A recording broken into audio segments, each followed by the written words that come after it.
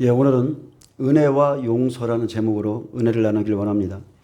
우리가 하나님의 상속자가 되기 위해서 하나님 앞에 행한 의의는 아무것도 없습니다. 구원을 받기 위해선 어떤 죄가 가볍고 더 중하고의 문제가 아니었습니다.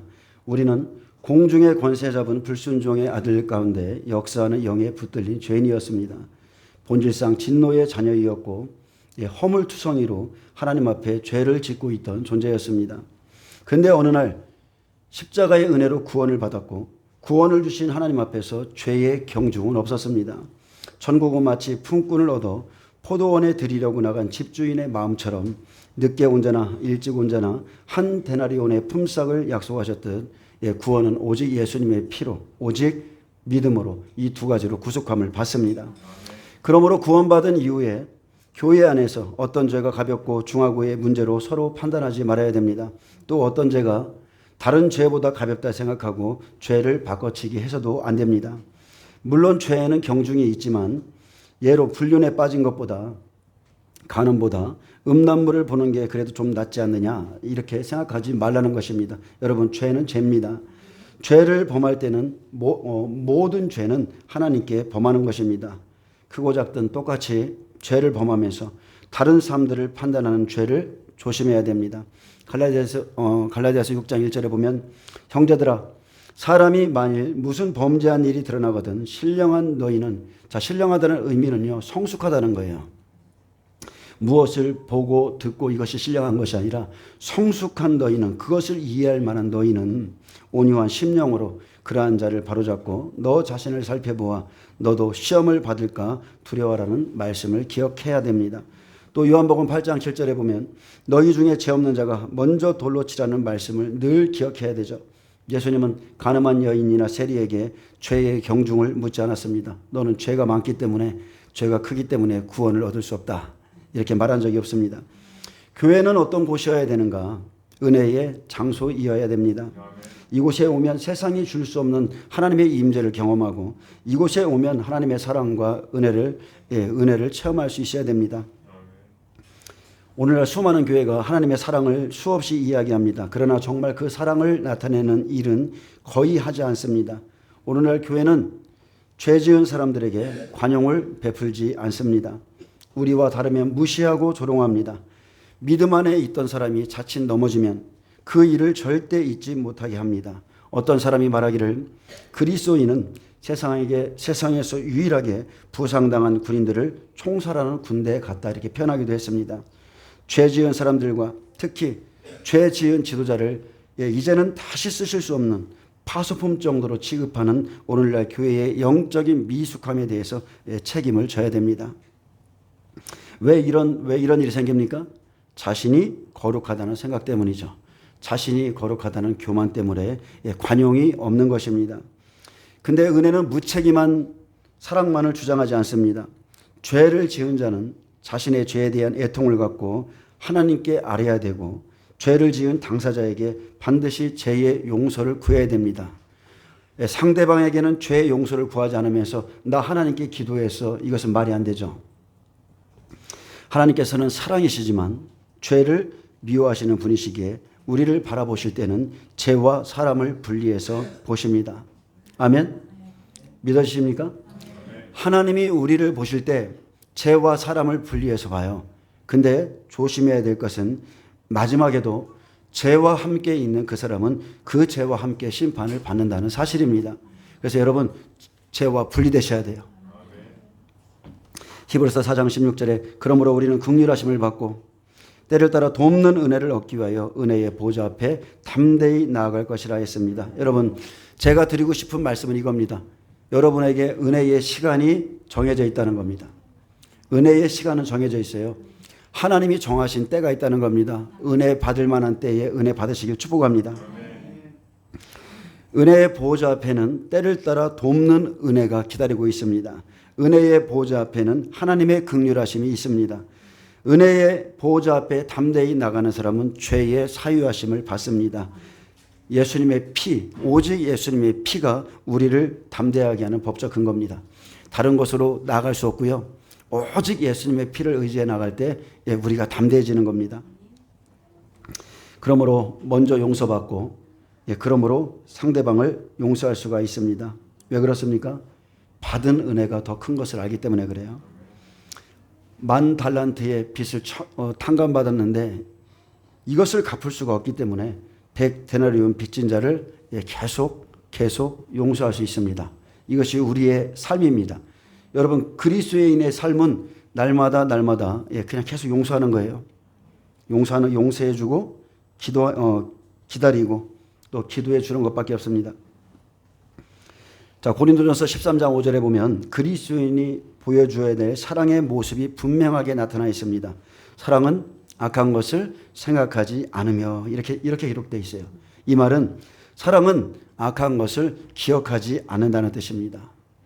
악한 것에 해당하는 헬라어의 의미를 보면 나쁘다, 골치 아프다, 해롭거나 파괴적인 것인데 여기에 우리의 생각이 거의 포함되어 있습니다. 사랑은 잘못을 기억하지 않는다고 했습니다. 분명 밝혀둘 점은 죄에는 반드시 결과가 뒤따릅니다. 어떤 결과는 평생 그 사람을 따라 다닐 수도 있습니다. 여러분, 죄의 결과를 한번 경험해 본 사람은요, 죄가 무서워서 죄를 못 져요. 우리가 예수님을 몰랐을 때는 죄가 죄같이 느껴지지 않기 때문에 마음껏 죄를 짓습니다. 근데 그것을 죄인지를 몰라요. 근데 예수님을 믿고 나서 의의 종, 하나님의 아들이 되었는데 다시 죄를 지으면 어떻게 돼요? 죄의 종이 되죠. 그 결과로 말미암아 내 삶이 뒤틀어진 인생을 살게 된다는 겁니다. 그것을 바로잡는 데는 굉장한 오랜 시간이 걸립니다.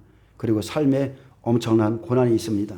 그렇기 때문에 그런 죄에 대한 무서움을 깨달은 사람은 죄 짓기가 두렵고 또 하나님께서 그 죄를 미워하시기 때문에 죄와 멀리하죠. 그렇다고 우리 주님께서 우리를 두 번 다시 용서하지 않으시는 것은 아닙니다. 우리는 죄로 말미암아 피해를 입은 사람에게 상처를 주고 또 하나님의 마음마저 아프게 하기 때문에 죄를 짓지 않습니다. 하지만 완전하신 하나님의 사랑은 우리의 아픔을 뛰어넘어 가까이 다가와 용서하고 또 회복할 수 있게 도우십니다. 그래서 하나님은 우리를 위해서 은혜라는 사랑의 처방전을 쓰십니다. 은혜는 참으로 놀라운 겁니다. 은혜를 받으면 사랑으로 충만해집니다. 은혜를 받으면 원수라도 용서가 되죠. 은혜 받으면 마음이 온유해집니다. 은혜를 받으면 상처가 치유되고 은혜는 모든 것에서 모든 묶임에서 자유해집니다. 이거 참으로 놀라운 겁니다. 하나님은 인간이 진정으로 원하는 것이 무엇인가를 아십니다. 그것은 물질도 아니고 그 어떤 것도 아니에요. 은혜를 받으면 사람이 바뀝니다. 하나님은 우리에게 무엇보다도 은혜가 필요하다는 것을 알고 계십니다. 우리에게 죄 지은 자를 용서할 수 있는 것은 은혜의 사건입니다. 용서는 은혜의 사건이에요. 기꺼이 용서하는 마음 없이는 관계가 존재할 수도 무르익을 수도 없습니다. 우리의 생각 속에는 언제나 사람들의 잘못, 실수, 결점을 기록하고 필요할 때마다 그것을 꺼내서 대항하는 증거로 사용할 수 있는 위험성이 있습니다. 근데 여러분, 그것을 버리셔야 돼요. 용서하지 않고 상대가 저지른 과거의 실수를 계속해서 기억하면 그의 관계 안에서는 날마다 긴장감이 돕니다. 그리고 그도 용서를 못 받는다는 거예요. 하나님께 용서 못 받습니다. 하지만 하나님의 용서는 우리의 죄악에 대한 어떤 기록도 남기지 않습니다. 아멘? 믿으시죠? 아멘. 우리의 죄가를 동에서 서로 하나님이 옮기셨다고 그랬어요. 절대 우리의 죄를 고백한 죄는 하나님이 기억조차 하지 않습니다. 시편 130편 3절에 4절에 보면 그러나 사유하심이 주께 있음은 주를 경외하게 하심이니이다. 우리의 죄를 용서하는 이유는 하나님을 경외하게 하기 위함이라 했어요. 나 곧 내 영혼은 여호와를 기다리며 나는 주의 말씀을 바라는도다. 예레미야 31장 34절에도 내가 그들의 악행을 사하고 다시는 그 죄를 기억하지 아니하리라. 여러분, 오직 주님께 죄의 사유하심과 긍휼하심이 있습니다. 그 주님의 보호자 앞에 담대히 나가시길 축복합니다. 하나님이 결코 우리 죄를 기억하지 않으시기에 에베소서 4장 32절은 우리에게 서로 용서해야 된다 이렇게 말합니다. 서로 친절하게 하며 불쌍히 여기며 서로 용서하기를 하나님이 그리스도 안에서 너희를 용서하신과 같이 하라. 히브리서 4장 16절 그러므로 우리는 긍휼하심을 받고 때를 따라 돕는 은혜를 얻기 위하여 내 힘으로 안 됩니다. 그래서 돕는 은혜를 얻기 위하여 은혜의 보좌 앞에 담대히 나아갈 것이니라. 여러분 은혜를 받으시길 축복합니다. 은혜를 얻으시길 바랍니다. 은혜 안에서 진정한 용서를 할 수 있게 됩니다. 은혜를 얻으면 친절히 할 수 있고요. 불쌍히 여기는 마음이 생기고 서로 용납하고 용서할 수가 있습니다. 용서는 은혜의 사건이고 은혜는 우리를 사랑하시며 우리를 위하시는 하나님의 가장 좋은 처방입니다. 과거에 붙게 살지 마세요. 그것만큼 비참한 인생이 없습니다. 여러분 우리에게는 전진만이 있습니다. 전진만이 있어요. 하나님이 결코 우리 죄를 기억하지 않으시기에 우리도 그 어떤 죄든지 다 기억하지 않아야 됩니다. 자, 은혜의 정의는 카리스마입니다. 우리가 쉽게 쓰는 카리스마죠. 근데 그것은 카리스마라는 것은 힘세거나 목소리가 크거나 어떤 큰 리더십을 말하는 것이 아닙니다. 사람들을 끌어당기는 자질 속에서 나오는 영적인 능력이며 힘인데 첫째, 은혜는 공로 없이 얻은 하나님의 호의입니다. 거저받은 거예요. 그래서 거부하지 말고 정죄감 없이 받아들이고 그냥 누리면 됩니다. 야, 나와 같은 죄인이 이렇게 해도 돼? 해도 됩니다. 하나님이 우리에게 주신 은혜는 여러분 마음껏 누리세요. 가난한 자는 가난한 상태로 부해진 자는 부해진 상태로 그 환경 속에서 누리시면 돼요. 다 똑같지 않습니다. 하나님은 우리의 인격을 존중하세요. 그냥 그 상태로 누리시면 돼요. 그리고 은혜는 하늘에서 내려오고요. 그 안에는 생명이 있다는 겁니다. 선한 영적인 힘, 선한 능력이 있고요. 그래서 우리에게 자신에게 주신 은혜를 함부로 자랑하거나 사람에게 묻거나 말하지 말고 그냥 주신 대로 누리기를 바랍니다. 은혜를 함부로 말하거나 자랑하면 그것 때문에 오히려 해를 입습니다. 그 은혜를 빼앗길 수 있고요. 왜 빼앗기느냐? 그 은혜를 상대방이 거부하기 때문에 그렇습니다. 이 하나님이 나에게 주신 은혜를 내가 이렇게 증거하면 자랑이 아닌데 우리는 저와 여러분의 시작점을 아셔야 돼요. 저와 여러분은 혈과 육으로 만난 존재가 아니에요. 저와 여러분의 시작은 하나님 안에서의 시작입니다. 하나님 안에서의 지체예요. 그렇기 때문에 저와 여러분이 나눌 수 있는 모든 것은 하나님 안에서 나누셔야 돼요. 하나님이 빠지고 우리의 관계가 된다? 절대 그럴 수가 없습니다. 많은 사람들이 그의 은혜를 인정치 않습니다. 내 삶에 하나님이 이런 일을 하셨어. 내 삶에 이런 역사를 하나님이 베풀어 주셨어. 근데 상대방이 그것을 맞아. 우리 하나님은 멋지신 분이야. 이렇게 반응하면 좋은데 벌써 그의 표정을 보면 거부하고 자랑하네. 이런 식으로 받아들이면 그냥 그 은혜가 그 자리에서 영적으로 부딪혀서 싹 사그라드는 걸 느끼죠. 여러분 하나님이 행하신 일을 가치 없게 여기면 안 되는 겁니다. 의심하면 안 됩니다. 그러면 그 은혜는 소멸됩니다. 잠긴 우물처럼 그냥 탁 덮어놓으세요. 한번 얘기해보고 이 사람은 내가 전한 이 하나님의 은혜를 받을 만한 자격이 없다 그러면 더 이상 말을 하지 마시기 바랍니다. 자, 둘째로 성경에서는 피의 언약을 두고 은혜라고 표현합니다. 로마서 6장 23절에 죄의 삭은 사망이요 하나님의 은사는 하나님의 선물은 그리스도 예수 우리 주 안에 있는 영생이니라. 예수님이 하나님이 우리에게 주신 것이 뭐라고요? 영원한 생명이라는 겁니다. 영원한 생명. 여러분 죄의 값이 있어요. 죄의 값은 그것은 사망이죠. 단 한마디로 정의한다면 지옥이라는 것입니다. 심판받아서 지옥에 가요. 그런데 예수님께서 우리 죄의 값을 치르기 위해서 십자가에서 피를 흘려 주심으로 우리의 죄를 제거하셨고 우리를 의롭다 하시기 위해서 다시 살아나셨습니다. 그것만이 우리의 의예요. 아멘.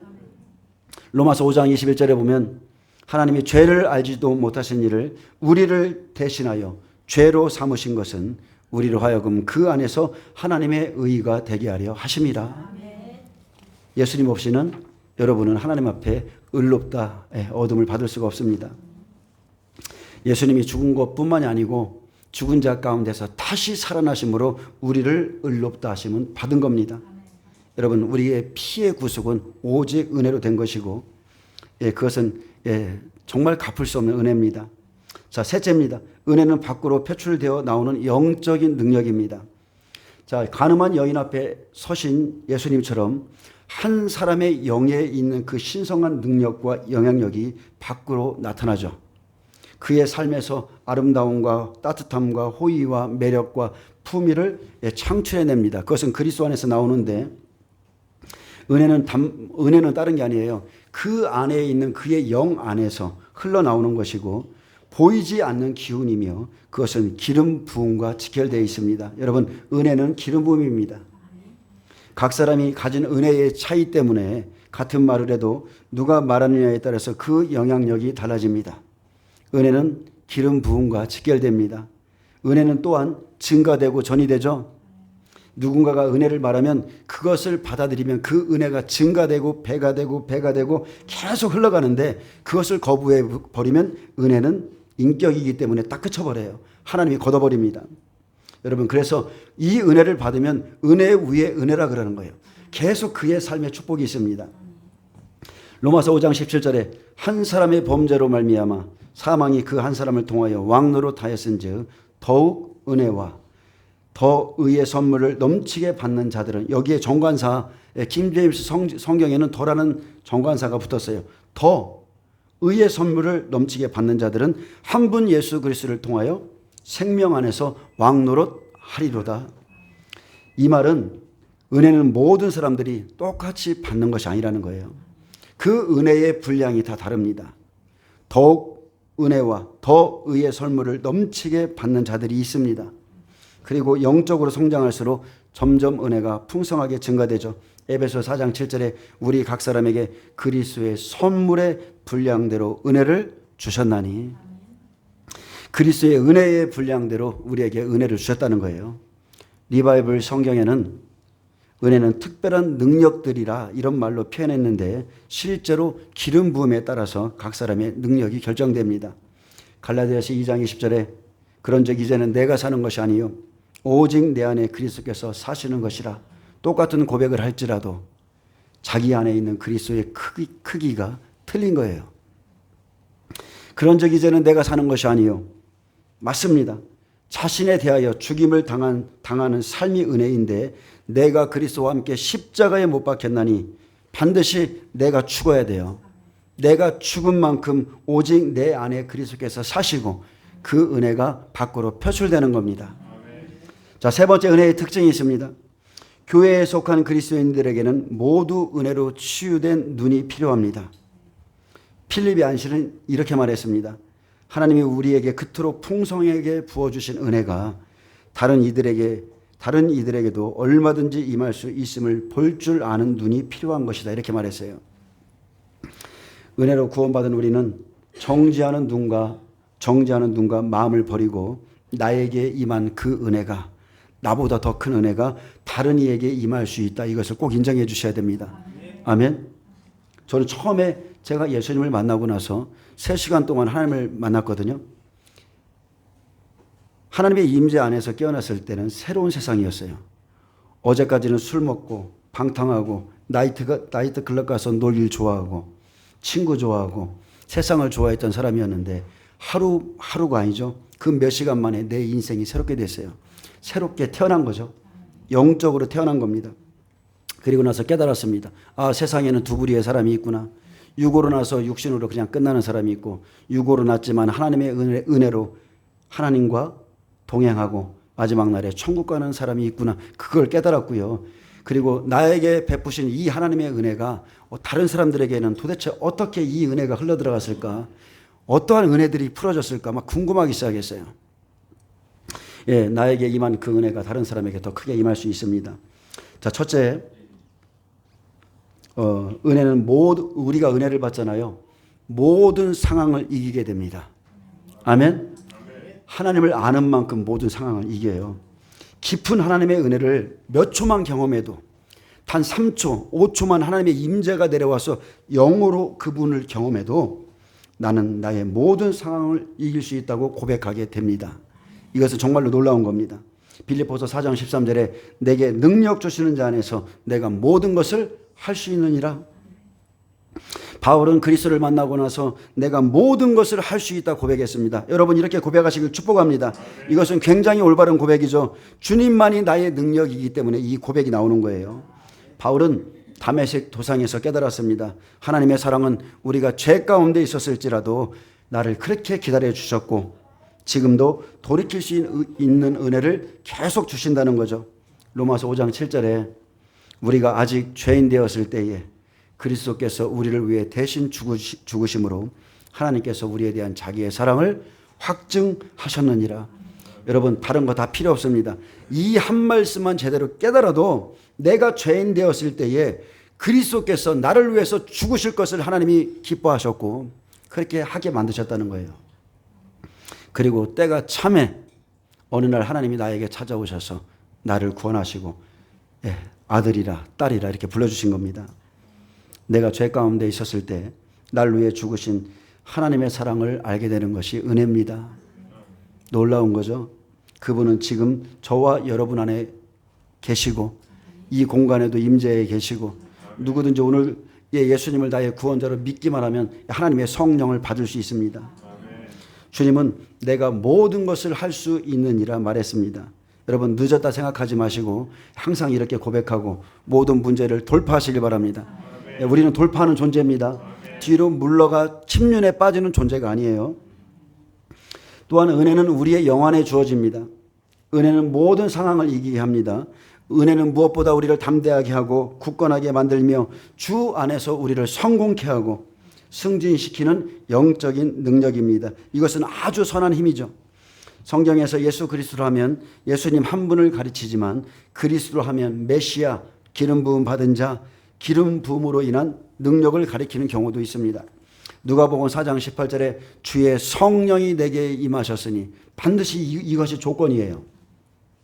사역의 조건입니다. 주의 성령이 내게 임하셨으니 이는 가난한 자에게 복음을 전하게 하시려고 내게 기름을 부으시고 예수님께서도 성령의 기름 부음을 받으신 후에 비로소 능력을 받고 사역을 시작할 수 있었습니다. 그러니 저와 여러분이 거듭날 때 우리 안에 들어오신 성령의 기름 부으심으로 말미암아 이미 모든 일을 해낼 수 있는 능력을 저와 여러분이 가지고 있다는 거예요. 아멘. 이것을 표출하시기 바랍니다. 여러분 제가 어젯밤에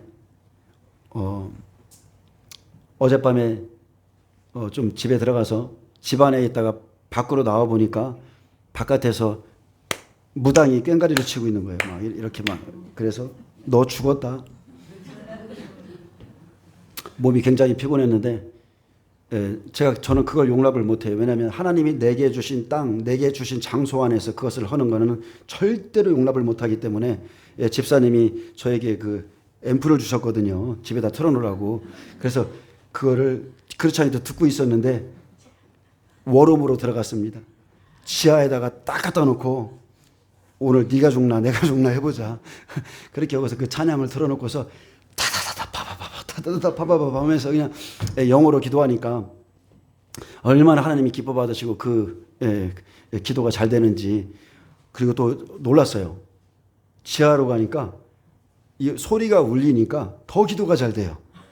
막 그냥 기도가 하늘로 막 그냥 솟구쳐요.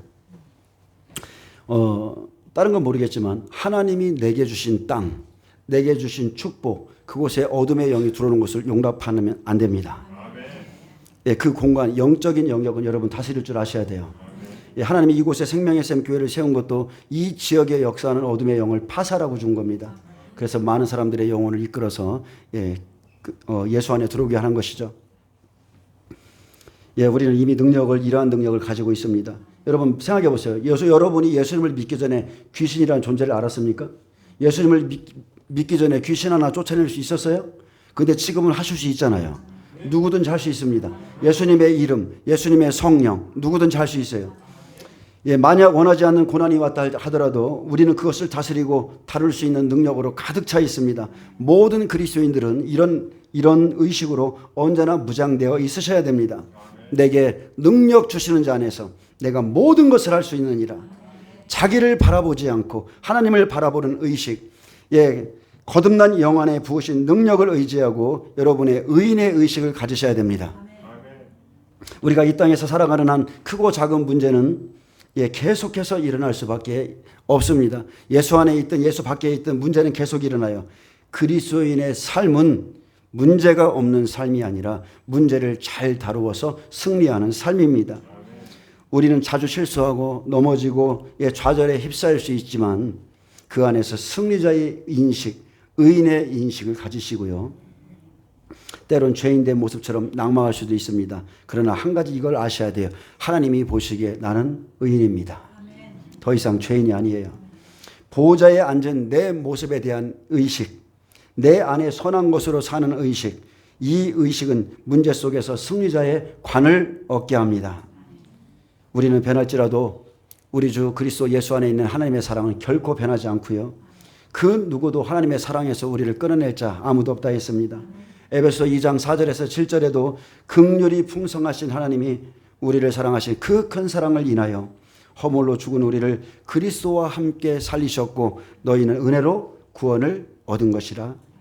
또 함께 일으키사 그리스도 예수 안에서 함께 하늘에 앉히시니 이는 그리스도 예수 안에서 우리에게 자비하심으로써 그 은혜의 지극히 풍성함을 오는 여러 세대에 나타내게 하려 하심이라. 얼마나 놀랍습니까?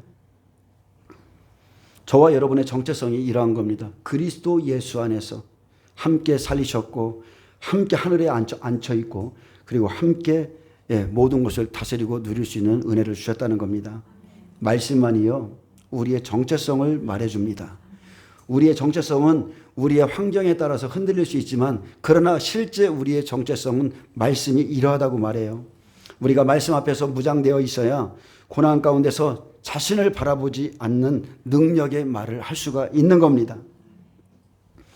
우리를 그리스도와 함께 살리셨고 함께 일으키셨고 함께 하늘에 앉히셨다는 것을 믿고 말하시기를 축복합니다. 모든 것을 주시니가 자기 아들까지 주시니가 우리에게 나머지를 안 주시겠어요? 다 주십니다. 창세 전부터 예비하신 것들이 우리 삶에 있어요. 여러분 다른 것을 구하지 마시고 이렇게 기도하세요. 하나님 창세 전부터 저에게 예비하신 것을 주옵소서. 제 자녀에게 준비된 것들을 풀어주옵소서. 땅의 것, 육신의 것 구하지 않아도 이것을 구하면 여러분 삶에 모든 재정도 풀어지고 모든 것이 다 풀어집니다. 하나님은요 우리를 가난하게 만들지 않았어요. 우리에게 준비된 것들이 있습니다. 아버지의 뜻대로 하옵소서. 다 풀어주옵소서. 자, 둘째 은혜는 승진시키는 영적인 능력입니다. 잠언서 4장 18절에 그러나 의인의 길은 빛나는 빛같이 점점 더 빛나 완전한 날에 이르거니와. 다른 번역본에 보면 의인의 길은 돋는 햇살 같아서 크게 빛나 한낮의 광명에 이르거니와. 자, 아침에 해가 뜹니다. 점점 더 밝아져서 가장 빛나는 완벽한 낮의 때에 이르는 것처럼 정오에 이르는 것처럼 거듭난 그리스도인의 삶에는 전진과 진보만이 예비되어 있습니다. 빛으로 빛으로 빛으로 아멘. 저녁이 가고 아침이 되니 이는 첫째 날이니라. 아멘. 계속 우리에게는 빛밖에 없어요. 우리가 영적으로 성장하고 발전할수록 능력이 증가됩니다. 또 안으로부터 배출되는 은혜와 기름 부음도 증가하죠. 그리고 그러한 나타남으로 말미암아 우리는 또한 더 높은 곳으로 올라가게 됩니다. 더 놀라운 하나님을 경험해요. 여러분 믿음에서 자라가시길 축복합니다. 가나안이라는 땅은 다른 게 아니에요. 예수 그리스도를 얼마만큼 누릴 수 있는가, 그것은 사람마다 다 틀립니다. 셋째, 당신이 거듭났을 때 은혜가 우리의 영 안에 주어집니다. 자기 안에 계신 그리스도를 아는 것, 자기 안에 계신 그리스도를 아는 지식, 모든 그리스도인들이 거듭나는 순간 선물로 주어져 있습니다. 그래서 그날에는 큰 자나 작은 자나 주를 알라 하지 아니할 것은 주님이 우리 안에서 자신을 드러내기 때문에 그렇습니다. 그러나 그 은혜 안에서 자라는 것은 우리 각 사람의 몫입니다. 계시적인 지식의 증가, 심령에서 나타나는 능력, 이것이 증가되고 자라는 것은 개인의 몫이에요. 또한 개인의 사명을 따라서 그것을 감당할 수 있도록 하나님께서 각자 다른 은혜를 더하여 주시기도 합니다. 고린도전서 12장 11절에 보면 이 모든 일은 같은 한 성령이 행하사 그의 뜻대로, 성령의 뜻대로 각 사람에게 나누어 주시는 것이니라. 아멘. 여러분 성령을 사모하셔야겠어요? 안 하셔야겠어요? 성령의 은사가 풀어질지어다. 성령의 은사를 받으세요. 그분의 선물을 받으세요. 여러분이 사모하는 만큼 하나님의 놀라운 은혜가 풀어집니다. 그의 뜻대로 각 사람에게 막 나눠지는 거예요. 하나님의 임재를 사모하지도 않고 구하지도 않는데 하나님의 선물이 오는 게 아니라 사모하는 자에게 막 하나님이 부어주시는 겁니다. 넷째, 이 은혜를 받으면 우리는 성공하게 되어 있습니다. 은혜는 각 사람의 영에서부터 밖으로 나타나는 신성한 능력이자 영향력으로 사람과 상황과 환경을 끌어당겨서 불가능을 가능하게 합니다. 우리에게 초자연적인 능력, 이것이 실제 있어요. 하나님이 나를 기쁘게 받으시면 한순간에 우리의 삶이 풀어집니다. 아멘. 여러분, 초자연적인 것을 경험하는 것이 그리스도인의 삶입니다.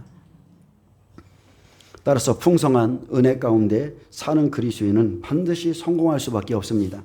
로마서 5장 17절에 한 사람의 범죄로 말미암아 사망이 그 한 사람을 통하여 왕노로 타했은즉 더욱 은혜와 의의 선물을 넘치게 받는 자들은 한 분 예수 그리스도를 통하여 생명 안에서 왕노릇 하리로다. 예수 그리스도를 통해서 은혜와 의의 선물을 넘치게 받으면 여러분 생명 안에서 왕노릇합니다. 이것은 죽어서뿐만이 아니고 여러분이 생명, 예수의 생명을 갖고 있다면 이 땅에서도 여러분 왕노릇해요. 주님은 여러분이 머리가 되는 것을 원합니다. 꼬리로 살길 원치 않습니다. 그리고 네 번째입니다. 은혜의 목적이 있습니다. 여러분에게는 은혜를 더 받기 원하는 목적이 있어야 됩니다. 그것은 천국을 확장하는 것이죠. 이것은 교회의 전속 목적인데 복음을 전파하고 제자를 양육하고 그리스도의 몸인 교회를 세우고자 하는 이 목적 가운데 여러분이 은혜를 사모하셔야 돼요. 주님, 이것을 하겠사오니 나에게 은혜를 더하여 주옵소서. 은혜의 목적은 그리스도의 구원과 풍요함을 전파하라고 주신 것입니다. 누구에게는 영적인 은사와 능력을 주시지만 누구에게는 재정을 주시고 이 모든 것들이 그리스도의 구원의 풍성함을 전하라고 주신 거예요. 여러분, 주님의 생명 안에는 부족함이라는 게 없습니다. 항상 풍성함밖에 없어요. 믿는 모든 사람에게 구원을 베푸시고 모든 상황을 이기고 바꿀 수 있는 은혜의 능력을 주십니다. 에베소 3장 7절에 이 복음을 위하여 그의 능력이 역사하신 대로 내게 주신 하나님의 은혜의 선물을 따라 내가 일꾼이 되었노라. 아멘. 이 올바른 정체성을 가지셔야 돼요. 다시 한번 말씀드립니다. 이 복음을 위하여, 복음 때문에 그의 능력이 역사하시는 대로 내게 주신 하나님의 은혜의 선물을 따라 내가 일꾼이 되었노라. 모든 성도 중에 지극히 작은 자보다 더 작은 나에게 이 은혜를 주신 것은 측량할 수 없는 그리스도의 풍성함을 이방인에게 전하게 하시고 이 목적을 위해서 바울에게 그렇게 놀라운 능력을 주신 겁니다. 이 일을 위해서 은혜를 주셨고 오중 사역을 주셨죠. 교회 안에는 사도가 있습니다. 사도가 이 시대에 있나요? 없습니까? 있습니다. 이 시대에도 사도, 선지자 있어요. 복음 전하는 자 있습니다. 목사, 교사로 하나님이 삼으셨어요.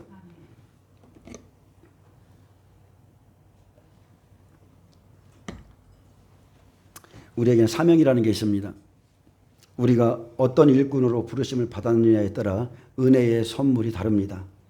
하늘에서 주신 직임들 여러분 잘 감당하시기 바랍니다. 하늘에서 주신 직임들은요, 감당할 수 있는 능력 안에서 주시는 거예요. 바울이 그랬죠. 지극히 작은 자보다 더 작은 자라고. 똑같습니다. 저 역시도 지극히 작은 것 안에서 그냥 하는 거예요. 내게 주신 사명이기 때문에. 그래서 서로의 부르심을 인정하고 존중할 때 교회가 성장하게 돼 있습니다.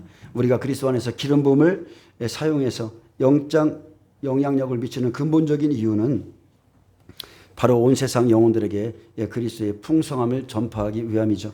이 일을 위해서 하나님의 능력과 은혜의 선물을 따른 비전을 또한 허락해 주십니다.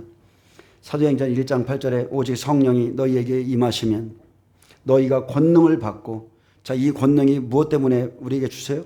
예루살렘, 온 유대, 사마리아와 땅끝까지 이르러 내 증인이 되리라. 내 증인이 되리라. 내 증인이 되리라 하시니라. 그래서 권능이라는 이 영적인 능력은 우리로부터 표출되어 나타나는 은혜입니다. 그래서 누가복음 9장 1절에 보면 예수께서 12제자를 불러 모으사 모든 귀신을 제어하며 병을 고치는 능력과 권위를 주시고 하나님의 나라를 전파하며 앓는 자를 고치게 하려고 내보내셨다, 이렇게 말합니다. 자, 제자들에게 많은 영적인 능력을 주신 이유가 바로 이겁니다. 복음 전파죠. 우리가 은혜를 나타내는 목적은 단순히 삶에서 유익을 얻고 성공하기 위한 것이 아니라 그로 인해서 영혼들을 끌어오고 주님께 끌어오는 거예요. 그리스도의 복음을 효과적으로 전파하기 위한 것입니다. 자, 하나님의 존재 양식은 하나이신데 여럿이죠. 하나인데 여럿. 하나님은 삼위 하나님이에요. 아담의 뼈에서 생명을 낳게 하시죠. 그래서 예수 그리스도의 옆구리에 십자가 옆구리에서 물과 피를 쏟으셔서 생명을 낳은 것처럼 생명은 여러분 안에서 나오는 겁니다. 밖에 있는 게 아니에요. 그리스도가 여러분 안에 들어오시면 나의 영 안에 쑥 하고 들어오시면 생명은 여러분의 영 안에서 나갑니다. 안에서 나오는 영적 방식. 하나님은 모든 만물을 만드시고 준비하신 후에 아담을 만들고 그 안에서 또 생산해내고 또 생산해내고 그래서 생명이라는 것은 줄 대상이 필요한 겁니다. 관계죠. 관계입니다. 생명을 전파할 때 받으면 그 사람 생명 받습니다. 우리가 예수 그리스도의 이름을 전해서 예수 그리스도를 나의 주와 구세주로 믿으면 그 사람 안에 하나님의 영이 쑥 하고 들어갑니다. 여러분, 교회는 천국의 지점입니다. 반면에 우리가 7교회를 살펴보았듯이 마지막 때 지옥의 지점이 될 수도 있습니다. 예, 그리스도의 대사요.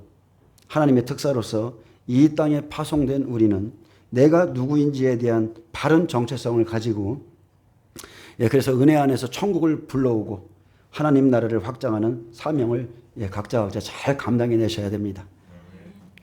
정죄는 지옥을 부르고 용서하지 못하는 마음도 지옥을 부르지만 항상 마음이 지옥인 거예요. 풀어짐이 없습니다. 분명히 하늘에서 이 땅에서 묶이면 하늘에서도 묶입니다. 인생이 안 풀려요. 근데 은혜와 용서는 천국을 불러옵니다. 은혜 안에서 용서가 이루어지므로 용서할 때 천국을 불러오게 되고 그때 무슨 일이 생깁니까? 하나님의 임재로 충만해지기 시작하죠. 그의 기름 부음이 그 사람의 내면을 충만히 채워서 더 풍성한 생명을 누리게 만듭니다. 여러분, 단 한마디로 정의합니다. 자, 여러분이 용서하면 여러분 안에 천국이 내려옵니다. 이게 정말로 놀라운 겁니다. 우리가 우리의 영적 성장을 방해하는 적대감을 해소하고 몸과 마음을 자유롭게 하는데 용서는 핵심적인 요소입니다. 용서하지 못할 때 우리의 몸, 우리의 영 다 움츠러들고 굳고 경직되어 가죠. 방어적입니다. 막혀 있습니다. 그리고 영적으로 보면 눌려 있어요. 근데 용서할 때 자신을 묶고 있던 모든 것들이 한순간에 풀어집니다. 용서하면 나와 상대가 풀려나게 돼요. 용서할 때 용서받음으로 악한 것들로부터 상대방도 자유케 됩니다. 아멘. 주기도문 안에 용서라는 게 들어있는데요. 예수님은 주기도문 끝나고 나서 다시 한번 용서에 대해서 또 한번 강조했어요. 너희가 각각 마음으로부터 형제를 용서하지 아니하면 나의 하늘 아버지께서 너희를 용서하지 아니하리라. 마태복음 18장 18절에 진실로 너희에게 이르노니 무엇이든지 너희가 땅에서 매면 하늘에서 매일 것이요 무엇이든지 땅에서 풀면 하늘에서 풀리리라. 이 말은 용서에 관한 겁니다. 용서하라는 거예요. 자신을 위해서 용서하라 했습니다. 용서는 여러분 누군가를 위해서 하는 게 아니에요. 자신의 영혼을 위해서 하라는 거예요. 자, 땅에서 풀어야 풀리는 것이 영적인 법칙이죠. 하나님의 영적 법칙은 심고 거둠의 법칙입니다. 반드시 심은 대로 나죠. 반드시 심은 대로 거둡니다. 용서치 않으면 용서치 않음을 거둘 것이고 용서를 뿌리면 우리는 용서를 거둡니다. 선택은 우리에게 달려있죠. 내가 너를 불쌍히 여긴 같이 너도 내 동료를 불쌍히 여김이 마땅하지 아니하느냐. 마음에서부터 미워하고 용서하지 못하면 땅에서 풀 때까지 그 사람의 영, 그 사람의 삶 모든 것이 다 메어 있습니다. 그런데 용서함으로 하나님께 용서받고 축복받습니다. 자, 하나님과 우리를 연결하는 수도관이 막혀 있다면 자, 우리는 그것을 흐르게 하고 반드시 뚫어야 되는데 그 관계 회복을 위해서 용서하라는 거예요. 너희가 땅에서 무엇이든지 풀면 풀리리라. 너희가 땅에서 무엇이든지 묶고 있으면 묶이리라. 자, 이제 말씀을 정리합니다. 우리가 하나님의 은혜를 바라봄으로써 우리의 병든 몸과 마음을 고치는 것을 배우고 마침내는 그분의 목적인 하나님 나라를 이 땅 위에 이루는 일을 위해서 우리 자신을 바치게 됩니다.